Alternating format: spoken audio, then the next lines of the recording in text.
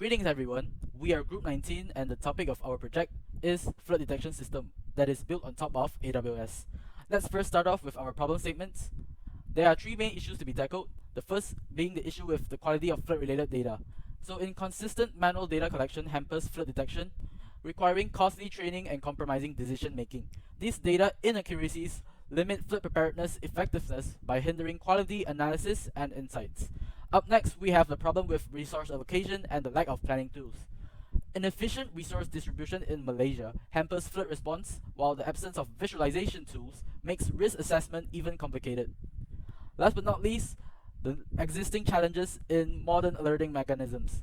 The current alerting systems we have right now fall short in timely notifying residents and authorities about flood events, compromising evacuation efforts and community safety. The lack of prompt alerts hampers the deployment of preventive measures, raising risks of injuries and property damage. That's why urgent improvements to alerting systems are needed to enhance flood resilience. Our objective is to devise a cloud-based solution based on AWS to detect potential flood events by analyzing the trend of flood parameters and also the confidence levels of thunderstorm occurrence.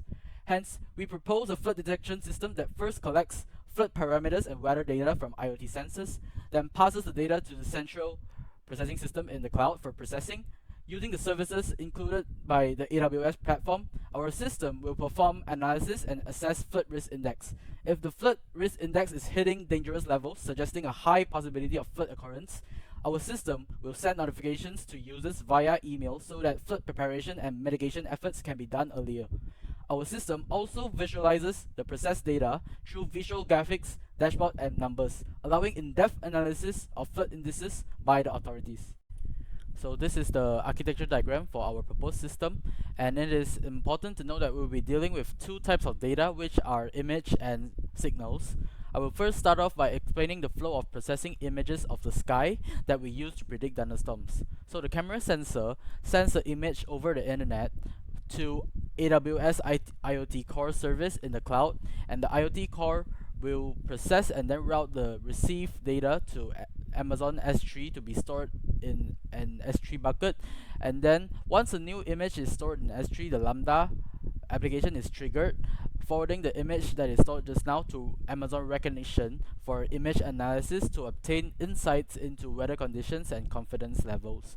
The text output is then stored into a DynamoDB table through Amazon Lambda.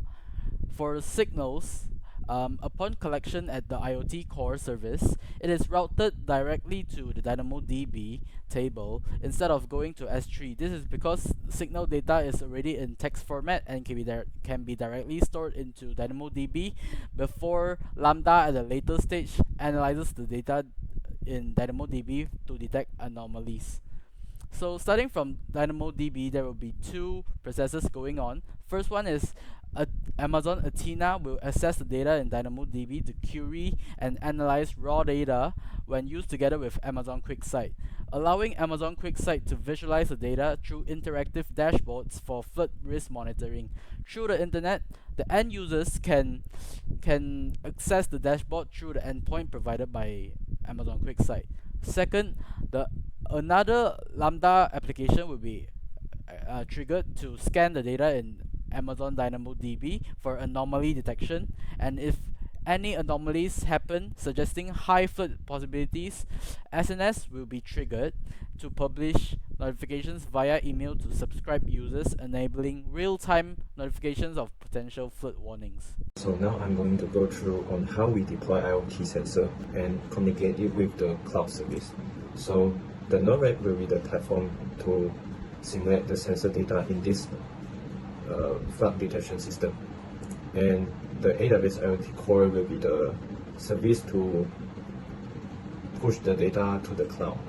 Before setting up the communication between the Node-RED and the AWS IoT Core, a DING sensor is created for accessing the IoT resources. Also, the DING policy is set to allow all the IoT resources in this flood detection system. And before creating the DING, the server will be obtained, and the server should be attached to the MQTT out node in Node-RED, and the port should be set to 8883 in order to communicate to the server of AWS IoT. And all the certificates should be downloaded during the process of creating the thing, as the certificate will be using for later configuration to establish the connection between the AWS IoT core and the node. And after downloading the certificates should be uploaded to TLS configuration of activity download in Node in order to establish the connection. So we have made the communication between the Node and the AWS IoT core, but there is no way to store the data. So in this flood detection system, we will be using the DynamoDB to store the raw sensor data. Before that, a table is created at DynamoDB for storing raw data from sensor that is deployed in Node. After that, in order to store the raw sensor data into the DynamoDB, there is something need to be configured in the AWS IoT core. In AWS IoT Core Management Console, a rule is specified to do the action of storing data in DynamoDB. After setting up the rules, and the raw sensor data will be allowed to come into the table in the DynamoDB that has been created earlier each day. That's all for the deploy IoT sensor section. Hi everyone, I'm Mong Jun Xiang, and now I'm going to present the AWS Lambda function. So it is to process the data and store inside the DynamoDB table. So the first one I will be introducing is the Lambda trigger. So the Lambda function will be triggering when a new raw data is inserted into the DynamoDB table, which is named as raw data DynamoDB. And the second one, I will be introducing the Lambda function created. The first one will be the rainfall prediction function. So it is based on temperature and humidity threshold to do this rainfall prediction. And the rainfall prediction will be return 1 or 0, which is 1 is rainy and 0 is not rainy. So what is the threshold? Is when the temperature is less than 28 degrees Celsius and humidity is more than 50%. So the second one will be the calculate flood risk index function. And this function is to calculate the flood risk index, and it is using a few variables from the raw data DynamoDB table, which is the water level, rainfall intensity, river flow, and the soil moisture level. So I have defined the weight for each factor, which is such as the water level weight as 0.4, rainfall weight for 0.3, and many more. And then calculating the flood risk index by using a formula. And the third one will be the longest function, which is the lambda handler function. So if you'll be reading the DynamoDB table, the raw data DynamoDB table, and getting all the variables from this table, and also calling the function, which is the function introducing before the flood risk index function and rainfall prediction function.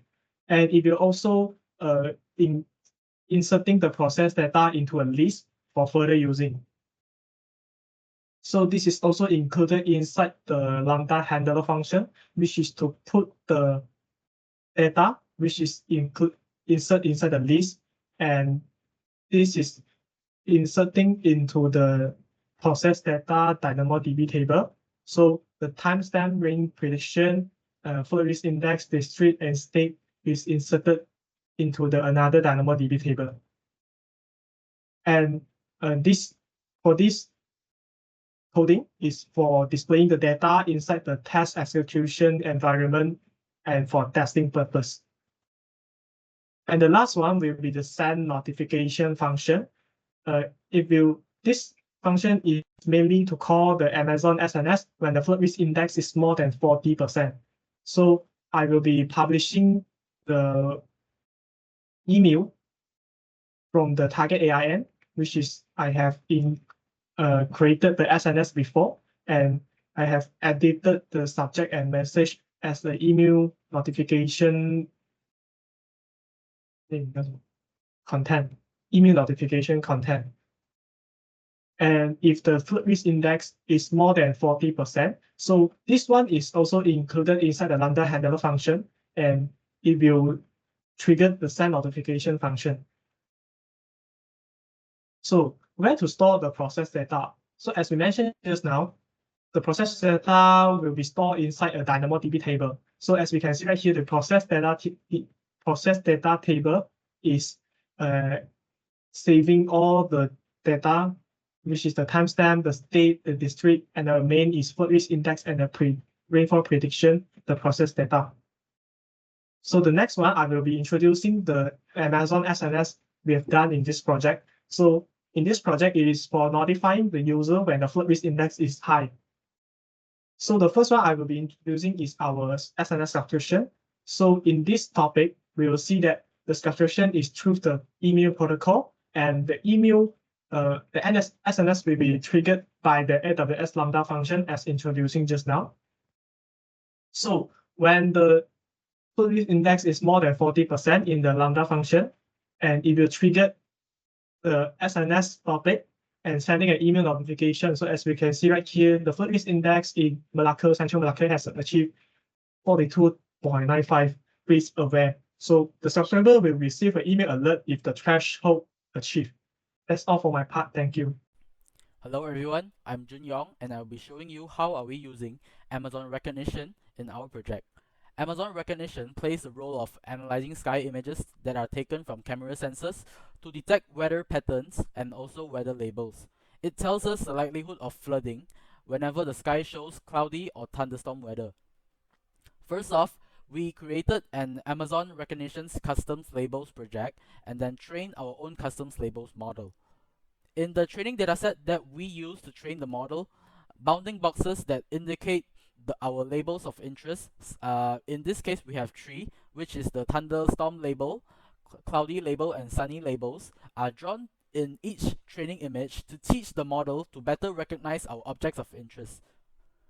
After defining a model, we also created a Lambda function which is responsible for automating a series of tasks to achieve automated image analysis by recognition whenever a trigger event occurs.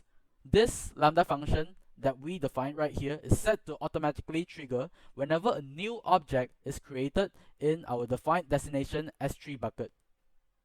And the source code right here basically tells us what will the Lambda function that we set just now do whenever it is triggered.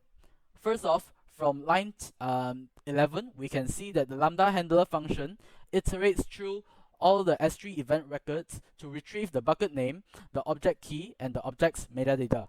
Then, in line 22, the Lambda function then invokes Amazon Recognition's detect custom labels method and then call the model that we defined just now to perform image analysis. Then next, starting from line 29, after Amazon Recognition returns the analysis results, the Lambda function then retrieves the label returned from Amazon Recognition and then extracts the label name and the confidence score of the label. Showing in line 36, lastly, Amazon Lambda, the function, then stores the timestamp, the state, the district, the weather label, and the label's confidence score into a DynamoDB table. From these 3 records in the DynamoDB table that we created, we can see that the recognition model and the Lambda function that we created are working successfully as we expected.